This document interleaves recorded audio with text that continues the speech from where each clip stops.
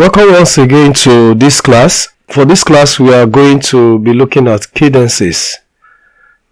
English language, as we know it, makes use of punctuations to form phrases and sentences.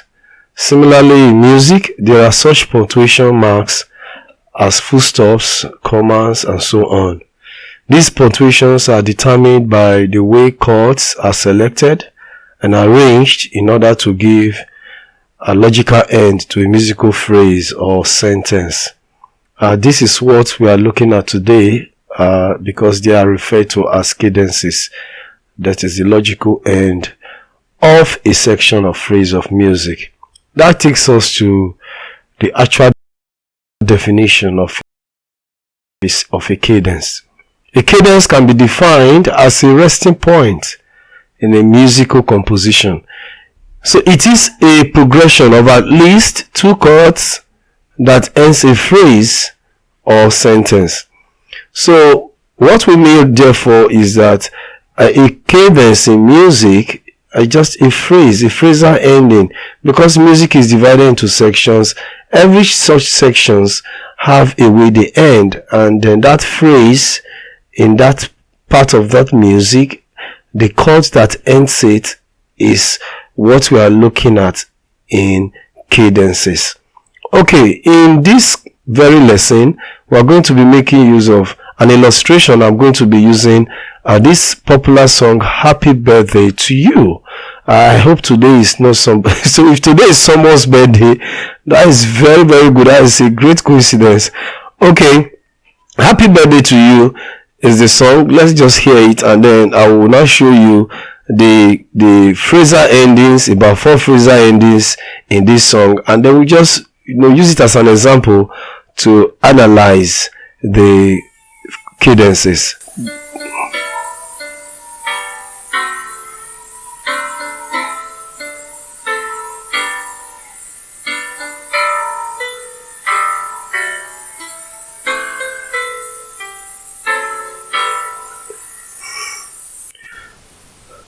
Okay, so that is the song, Happy Birthday to You. There are 4 cadential points in this performance we just heard. The first one is the first part of the song, which says Happy Birthday to you. That to you, it ended in a particular manner, and the chords that ends it that way is a cadence. We'll look at them, and then if you continue the song, Happy Birthday to you, that's another cadential point, that's another phrase ending, and then we continue again, Happy Birthday, Happy Birthday. Okay, that's another one. Then the final one, Happy Birthday to you. Okay, so that is the 4th phrasal ending there. So at those points that are indicated with the blue color, those notes that are highlighting there, they show the phrasal ending. So that's when we are going to study the cadence. At those points, we just look at them and see the chords. Now there are 4 common types of cadences. There are 4. The first one is the perfect cadence. We have the imperfect cadence, we have the plagal cadence, and then we have the interrupted cadence. These are the 4 common types of cadences that we are going to look in this lesson. Let's take the first one, which is the perfect cadence. A perfect cadence, by definition, is a cadence from the dominant to the tonic. When we are talking about dominant now, remember, the dominant is the 5th degree, is formed on the 5th degree of the scale. So the chord formed on the 5th degree is the dominant, while the chord formed on the 1st degree is the tonic. So the movement of the chord progression from the 5th to the 4th to the 1st to the 1st, from the 5th to the 1st, is the perfect cadence. The perfect cadence, it gives the sense of conclusion and finality. You have this feeling that the song has ended. Now in the example we just, in that song Happy Birthday to You that we played, you have this perfect cadence at the end of the song. That is where the perfect cadence became very obvious, when you have this part of the song that goes like happy birthday, happy birthday, happy birthday to you. Okay, so there's this movement that you have this sense it has come to an end.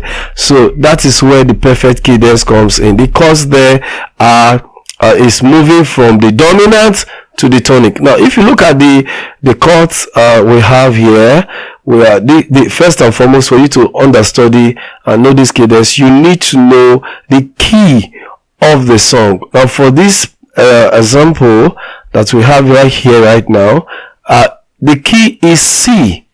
The key is C, and the first set of chords that is shown here, this first set of chords, you see that the notes there are beginning from the bottom note. The bottom note is on G. The bottom note is on G, and now all the other notes are built on that bottom note. So the bottom note is acting as the root note for the entire chord, and is on G. But remember, the key is on C.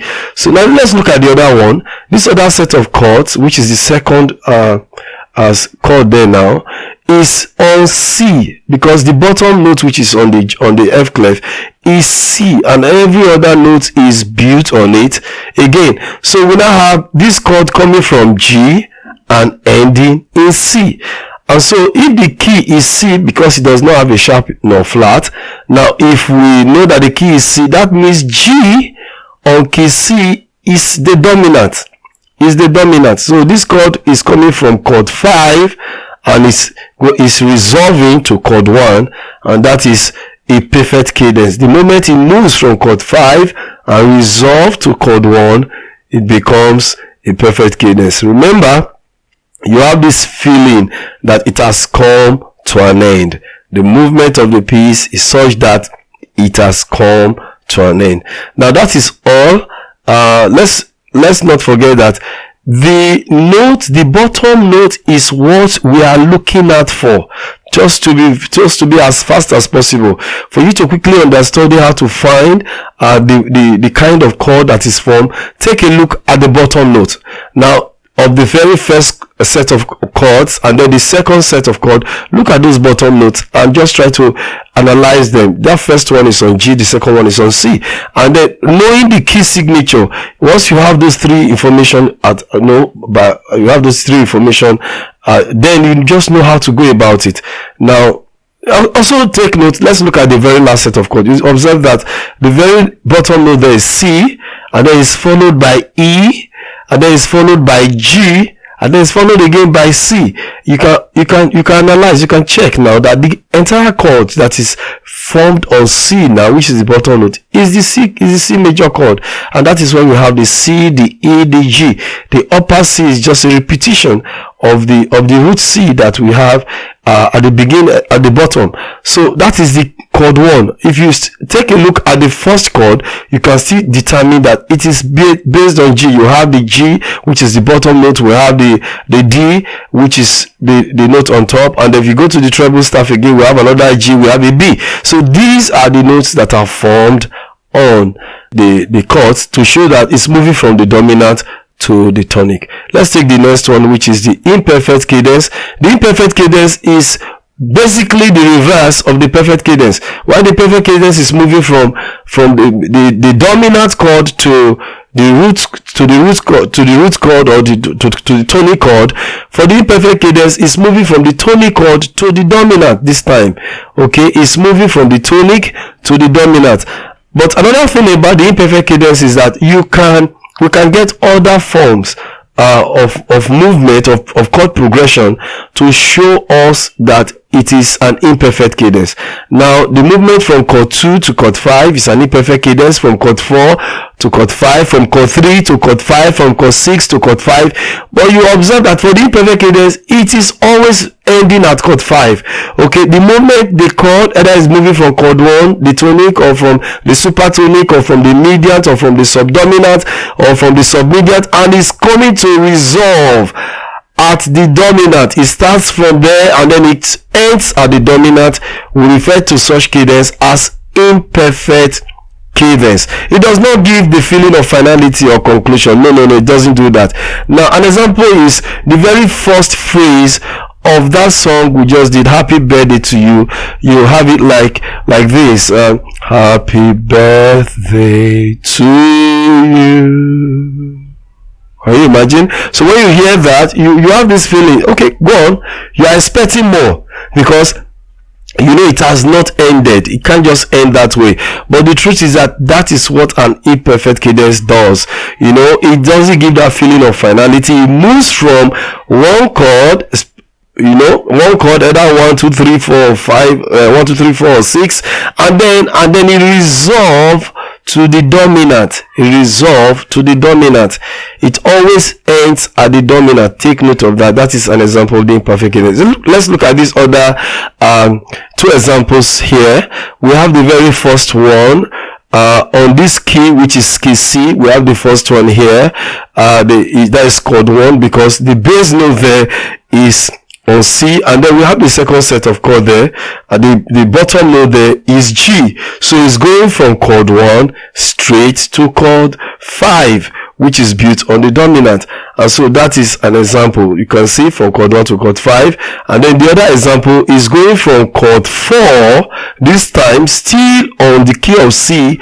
Chord 4 this time will be F. And so that is why that bottom note there is F. And then from F to G, that gives from 4 to 5, which is the same thing as the imperfect cadence. Now, like I said, other examples of the imperfect cadence could be from 2 to 5, from 3 to 5, from 4 to 5, or even from 6 to 5. No, those movements are referred to as imperfect cadence. Now let's go to the third one, which is the plagal cadence. It's referred to as the Amen cadence because is a movement from the subdominant. Let me start from there. It starts with the movement from the subdominant, which is the fourth, to the tonic. So from the fourth to the tonic is the plagal cadence. Like I said, it's referred to as the Amen cadence because in most hymns it is used to round off the hymn. You know, after the hymn has been performed, and then at the end of the day you just hear this Amen, Amen, Amen. So because of the way it's used to end most hymns, so that is where it derived its name as the Amen cadence. So it's the movement from chord 4 straight from the subdominant straight to the tonic. No, it moves from the subdominant, which is built on the fourth, straight to the tonic, which is built on the first. In the same way as the perfect cadence, it gives this sense of conclusion. It gives it because that is what it generates. That is the feeling you get because it shows that the song has finally ended. Now let's not forget, like I said, whether it's the first chord, the fourth chord, or the one built on the first, that movement is there that is going from chord 4 to chord 1. Now the last one of the types of cadences is the interrupted cadence. Interrupted, just as the name goes, it looks as if the cadence, the movement of this chord to the next chord ought to have been something else, but along the line it seems it was interrupted. So that is how the name came about. Now, what is this progression of interrupted cadence? How does it look like? The interrupted cadence is moving from the dominant to the submediant this time. So it moves from the dominant to the submediant, from 5 to 6. Taking a cue again from the song we used at the beginning, Happy Birthday to You. Imagine the song supposed to end on a perfect cadence, something like Happy Birthday, Happy Birthday, Happy Birthday to you. Okay, now see how an interrupted cadence is going to look like. Instead of saying happy birthday to you, it will not sound like happy birthday to you. It's interrupted. It looks as if it ought to have resolved to the tonic. It ought to have come down, but this time it went to the submediant from 5 to 6. So there was like a surprise. Is deceptive, and that is how he got the other name of being a deceptive cadence or a surprise cadence. This surprise, this element of surprise, is equally referred to as the evaded cadence, the interrupted cadence. So it moves from the dominant to the submediant from 5 to 6. So when you analyze the chords that is on the key, like we have here, we have the first chord, which is 5, and is built on the dominant, because the key is C, the dominant there, which from the bottom note, what we see, the dominant there is G, and then straight to the sixth, which is the submediant, and that is A there, which is the bottom note in the submediant. So because of this movement, we see this cadence we are seeing here from 5 to 6 is an interrupted cadence. So that brings us to the end of this class. Like I said, a cadence is a chord progression of at least 2 chords. It must be 2 chords that ends a phrase or a sentence in music. And we said we have 4 types of cadences. The first one is a perfect cadence, and that perfect cadence moves from chord 5 to chord 1. We have the imperfect cadence, which is the reverse of the perfect, from chord 1 to 5, from 2 to 5, from 3 to 5, from 4 to 5, from 6 to 5. Remember, it always ends on the dominant, which is the 5th. And then we have the plagal cadence, which is the movement from chord 4 built on the subdominant to the tonic. And then finally the interrupted cadence from the dominant to the submediant of the degree of the scale. So this is all about the lesson today. Have a nice time. See you next time. Bye bye.